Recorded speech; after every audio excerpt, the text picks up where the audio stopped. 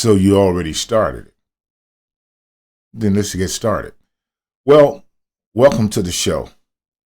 Today's show is going to be called Woody's Tapestry. And one of the reasons that I call it that is because I'm always putting things together. And also in this show, I'm going to be talking about the fabric of America. It only seems fair and it only seems proper and the right thing to do since all of the commotion we've had for this inauguration and through this presidency and all these sorts of things. But the one thing that I wanted to bring out and using tapestry, this was something that was brought to me, a good 40 years ago. When Carole King first came out with her album Tapestry, for some reason that word tapestry always intrigued me.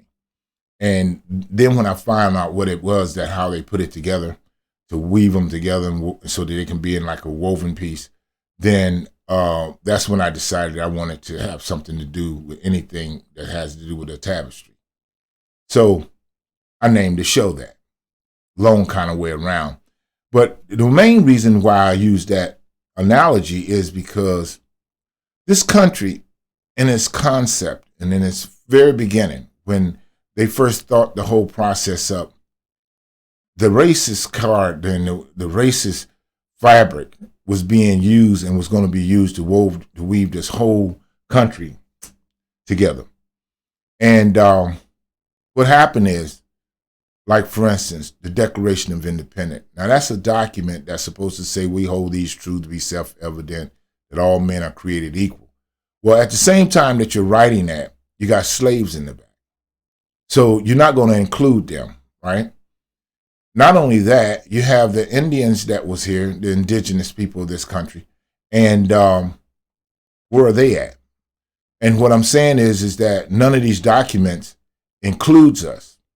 So quite naturally, as the country developed, the desire and the thirst for racism got stronger as different groups of people, as naturally, was rising up.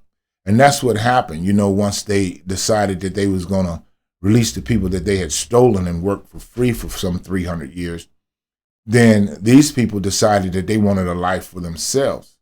Well, once they went out and tried to make a life for themselves, what they found out is that this country had already started its tapestry, and they wasn't part of it. All that was left was just rich white men that had this desire and this thought process that they reigned supreme because their skin was white. That's the only reason, simply because their skin was white.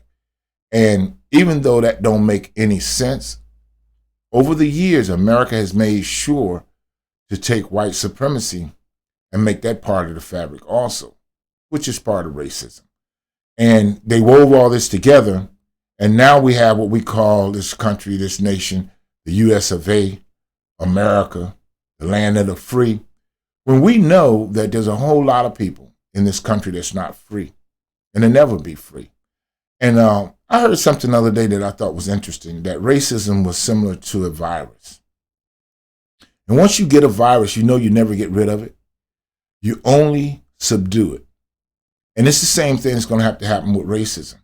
We're never, ever, ever, ever, ever going to get rid of that, because unless you're going to go through and take the Constitution apart, the Declaration, the Bills of Rights, and all these other things that governs this nation, unless you're going to take those things apart and redo them, which is almost impossible to do, almost kind of like reparation for blacks or for anyone that had to work for free for 400 to 500 years, where would you get the money, the resources to be able enough to pay those people? So quite naturally, you write all kinds of rules and books and laws and things to stop this particular thing from ever happening, because you can't do it.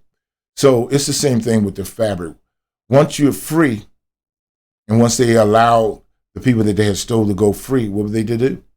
They didn't have any money, they didn't have any resources, they didn't have any power, they didn't have anything. So they developed voting. They understood what voting meant. And so they started voting to their own interests.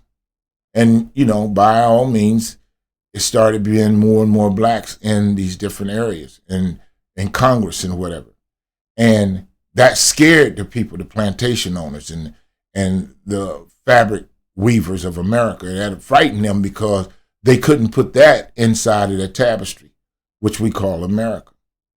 So every time that they saw that thread being developed, the same as they did with Black Wall Street, Black Lives Matter, anything that people of color develop, that racist monster raises his head up and tries to destroy it.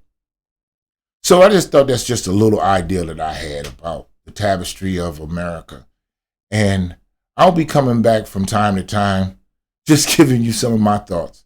Now, here's the thing.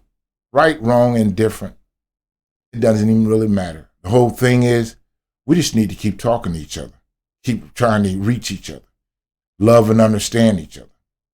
But until you see me again, this is Woody's Tapestry.